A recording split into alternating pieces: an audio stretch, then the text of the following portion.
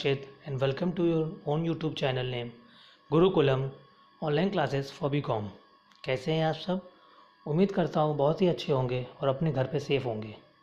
तो जैसा कि हमने आपको बताया था अपने पिछले सेशन में कि हम आज के अपने सेशन में बीकॉम फर्स्ट ईयर का पहला सब्जेक्ट लेंगे, बिजनेस ऑर्गेनाइजेशन एंड मैनेजमेंट, और उसका पहला टॉपिक डिस्कस करेंगे। तो अगर आपने हमारी पिछली वीडियो नहीं देखी है तो उसको देख लीजिए और चैनल को लाइक, शेयर और सब्सक्राइब करना मत भूलिए। तो चलिए आज का सेशन स्टार्ट करते हैं। तो आज का हमारा सेशन है बिज़नेस ऑर्गेनाइजेशन। तो हमारे पहली टॉपिक जो है वो है इंट्रोडक्शन टू बिज़नेस ऑर्गेनाइजेशन। तो हम इसमें पढ़ेंगे कि बिज़नेस ऑर्गेनाइजेशन क्या है। चलिए देखते हैं। What is business?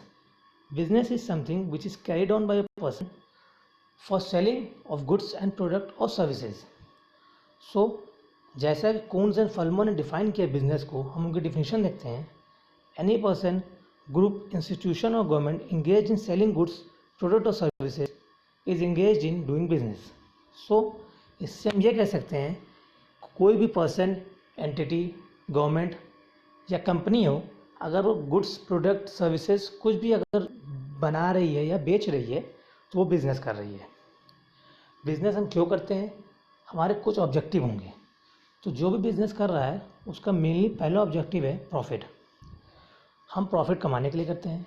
कुछ कॉस्ट पे हमारे गुड्स बनेंगे, हम उसमें प्रॉफिट रख के उसको बेचेंगे, वो हमारा सेलिंग प्राइस है। जो दोनों का डिफरेंस आएगा वही हमारा प्रॉफिट है। तो मैक्सिमम फर्म्स जो भी बिज़नेस करती हैं वो इसी मोटिव के साथ करती हैं। कुछ फर्म्स होती हैं जिनका खाली प्रॉफिट ही एक मोटिव नहीं होता, जो कि सोशल मोटिव के लिए भी करती हैं। तो ऐसी फर्म्स को हम नॉन प्रॉफिट ऑर्गेनाइजेशंस कहते हैं, जिनका मेन पर्पस ऑफ बिजनेस है सोशल मोटिव। तो इसमें जैसे कि हम देख रहे हैं, चार्ट दिया है। चार्ट पे हमारे पास business scholars, economics, in practice और मार्केटिंग। बिजनेस स्कॉलर्स वो हो गए जो गुड्स को प्रोड्यूस कर रहे हैं और डिस्ट्रीब्यूट कर रहे हैं। इकोनॉमिक्स वो हो गए जो यूटिलिटी को क्रिएट कर रहे हैं। यूटिलिटी मतलब हमारी एडवांटेज, जैसे कि टाइम यूटिलिटी, कि हम टाइम किस तरह मैनेज कर सकते हैं। प्लेस यूटिलिटी, प्लेस पे किस तरह डिफाइन कर सकते हैं। तो हम गुड्स और सर्विस जो भी हमारी बनेगी वो हमारी एक यूटिलिटी है, वो हमारी वांट सेटिस्फाइंग पावर है उसके पास, वो हमारी वांट सेटिस्फाई करेगी। फिर है हमारी मार्केटिंग। मार्केटिंग का मतलब है कि हम अपने गुड्स को कैसे ज़्यादा से ज़्यादा लोगों तक पहुंचा सकते हैं, उसको कैसे बेच सकते हैं, वो हमारी है मार्केटिंग, कि कस्टमर का सेटिस्फैक्शन सबसे ज़्यादा मैक्सिमाइज हो। और फिर इन प्रैक्टिस है क्रिएशन ऑफ कस्टमर्स, जो मेन हमारा पर्पज़ है कि हम नए नए कस्टमर्स कैसे बनाएं, पुराने कस्टमर्स को कैसे रिटेन करें। ये है हमारा बिजनेस। फिर हम देखेंगे stages in evolution of business, कि बिज़नेस कैसे कैसे आगे बढ़ा है। स्टेजेस कह सकते हैं आप, उसको टाइप्स भी कह सकते हैं। जैसे कि हमारा लोकल बिज़नेस पहला हो गया। लोकल बिज़नेस क्या है कि जो हमारी शॉप्स होती हैं, जो बिज़नेस हमारे लोकल विनिसिटी में है, जैसे कि हमारे घर के आसपास हो रिटेलर शॉप्स जितनी भी हो गई, वो हमारी लोकल बिज़नेस हो गया। रीजनल बिज़नेस हो गया जो एक पर्टिकुलर रीजन के अंदर में काम करते हैं। जैसे कि हमारी यूपी स्टेट में कुछ शॉप्स हैं जो कि रजिस्टर्ड है अंडर यूपी गवर्नमेंट के, वो रीजनल ऑफिसेज हो गया उनका, या रीजनल बिज़नेस है वो यूपी का।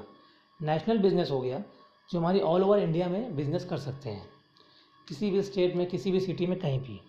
इंटरनेशनल बिज़नेस हमारे वो हो गए जो कि कंट्री के बाहर बिज़नेस करते हैं।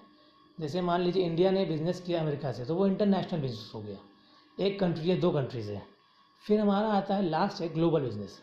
ग्लोबल बिज़नेस वो है कि हम जब ऑल ओवर द वर्ल्ड किसी भी कंट्री से कहीं भी बिज़नेस कर सकते हैं, सिर्फ हमें कुछ और शर्तें माननी होती हैं, कुछ जो हमारे प्रैक्टिसेस होती हैं, रूल्स रेगुलेशंस होती हैं, पॉलिसीज़ होती हैं बिज़नेस करने, वो हमें माननी रहेगी। तो ये हमारे हो गए stages in evolution of business. फिर हम देखेंगे हमारे एलिमेंट्स ऑफ बिज़नेस, कि बिज़नेस में क्या क्या एलिमेंट्स हैं, क्या क्या उसमें आते हैं। तो कुछ एलिमेंट्स दिए हैं। पहला है बिज़नेस आइडिया। एक आइडिया होना चाहिए बिज़नेस स्टार्ट करने का, कि हम किस चीज़ का बिज़नेस करेंगे, कैसे करेंगे, किस तरह करेंगे, ये हमारा बिज़नेस आइडिया। फिर फोरकास्टिंग। फोरकास्टिंग मतलब आने वाली चीज़ों को पहले से ही भाप लेना। हम किसी चीज़ के बारे में, आगे की किसी चीज़ के बारे में पहले ही फोरकास्ट कर सकते हैं, फ्यूचर बता दें, वो फोरकास्टिंग है। तो बिज़नेस स्टार्ट करने के पहले फोरकास्टिंग बहुत ज़रूरी है, ताकि हम आगे क्या होना है, हमारा बिज़नेस कैसे चलेगा, कहाँ तक जाएगा, वो हम प्रेडिक्ट कर सकें। फिर है ऑर्गेनाइजेशन। ऑर्गेनाइजेशन मतलब सभी चीज़ें जो हमारे पास हैं, जो बिज़नेस में ज़रूरी है, उनको ऑर्गेनाइज़ करना, कि वो बेस्ट पॉसिबल वे में यूज़ हो सकें, ताकि हमें बेस्ट एडवांटेज मिले अपने ऑब्जेक्टिव को अचीव करने का। जैसे कि बिज़नेस ऑर्गेनाइज करने के लिए हमें जो मेन चीज़ें हैं वो लैंड, लेबर और कैपिटल। ये सभी चीज़ें इस तरह इकट्ठा करना और अपने बेस्ट पॉसिबल वे में यूज़ करना ताकि वो हमें एडवांटेजेस हो। फिर अनसर्टेनिटी और रिस्क लगभग एक ही चीज़ है कि बिज़नेस कितना अनसर्टेन है, जितना ज़्यादा रिस्क लेंगे हम उतना ही प्रॉफिट होगा। बट कभी कभी ज़्यादा रिस्क लेने में प्रॉफिट कम होते हैं और लॉसेस के चांसेस ज़्यादा हैं। फिर है लीगैलिटी मतलब बिज़नेस लीगल होना चाहिए। इलीगल बिज़नेस नहीं कर सकते। जो हमारे लॉज हैं, प्रिंसिपल्स हैं, उनके अंडर आने चाहिए लीगैलिटी। प्रॉफिट सीकिंग मोटिव, तो मेन एडवांटेज जो बिज़नेस का मैक्सिमम लोग लेते हैं वो है प्रॉफिट सीकिंग, कि बिज़नेस आदमी कोई भी करेगा वो इसीलिए करता है कि प्रॉफिट मिल सके। तो ये हमारे एलिमेंट्स हो गए। फिर हम देखेंगे ऑब्जेक्टिव्स ऑफ बिज़नेस। हमारे जो मेन 5 ऑब्जेक्टिव्स हैं बिज़नेस में वो है economic objective, social objective, human objective, national objective और ग्लोबल ऑब्जेक्टिव। पहला हम देखते हैं economic objective. Economic objective of businesses refer to the objective of earning profit and also other objective that are necessary to be produced to achieve the profit objective, which includes the creation of customers, regular innovations and the best possible use of available resources। तो economic objective वो objective है जिससे हम अपना objective of earning profit achieve कर सकें, और उसके साथ जितने भी और भी ऑब्जेक्टिव हमारे आते हैं जो हमारे प्रॉफिट अर्न करने के ऑब्जेक्टिव के कॉम्प्लीमेंट्री होते हैं, वो भी ऑब्जेक्टिव सब इकोनॉमिक ऑब्जेक्टिव में आ जाते हैं।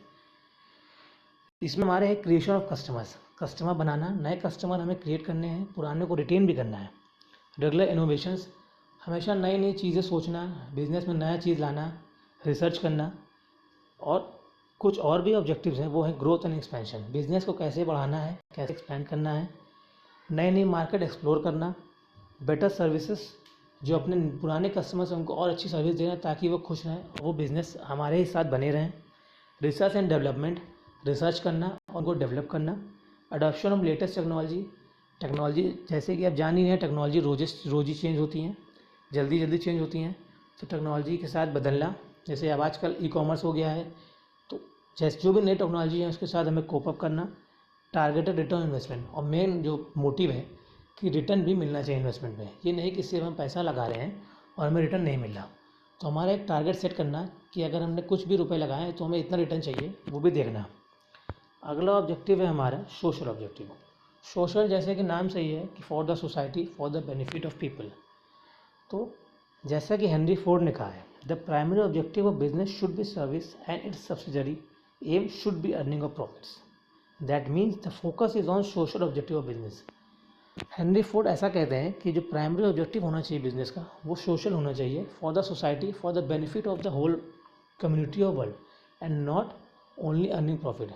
The profit motive should be subsidiary and social objective are those objectives of business which are desire to be achieved for the benefit of society, जो कि सोसाइटी के बेनिफिट के लिए हो। Since business operate in society by utilising its scarce resources, society expect something in return for its welfare. चूँकि business हम society में run कर रहे हैं, हम इन्वायरमेंट से उसके रिसोर्सेज ले रहे हैं, सोसाइटी से उसके रिसोर्सेज ले रहे हैं, तो ये हमारा फ़र्ज़ बनता है कि हम बदले में उसको कुछ रिटर्न में दें। No activity of the business should be aimed at giving any kind of trouble society. हमारे बिजनेस के किसी भी आइडिया या प्रैक्टिस से सोसाइटी को ट्रबल नहीं होना चाहिए, नुकसान नहीं होना चाहिए। If business activities lead to socially harmful effects, there is bound to be a public reaction against the business sooner or later. अगर हमारे किसी एक्शन, बिजनेस के किसी भी एक्शन से सोसाइटी को हार्म पहुंच रहा है तो आज नहीं तो कल वो बिज़नेस को अफेक्ट करेगा ही करेगा। अगर हमारी फैक्ट्री है और अगर वो पोल्यूट कर रही है इन्वायरमेंट को, आज नहीं कल वो इन्वायरमेंट हमें वापस देगा ही देगा। हम ज़्यादा दिन नहीं चल सकते उससे। Social objective of business includes production and supply of quality goods and services, adoption of fair trade practices and contribution to the general welfare of society and provision of welfare amenities. Social objective सिर्फ यही नहीं है कि society को benefit करना, बल्कि अच्छे product बनाना, उनकी क्वालिटी अच्छी होनी चाहिए, सही दाम पे बनाना और सही तरीके से लोगों तक पहुंचाना। फिर अगला है human objective. Human objective refers to the objective aimed at wellbeing as well as the fulfilment of expectation of employees as also of people who are disabled, handicapped and deprived of proper education and training.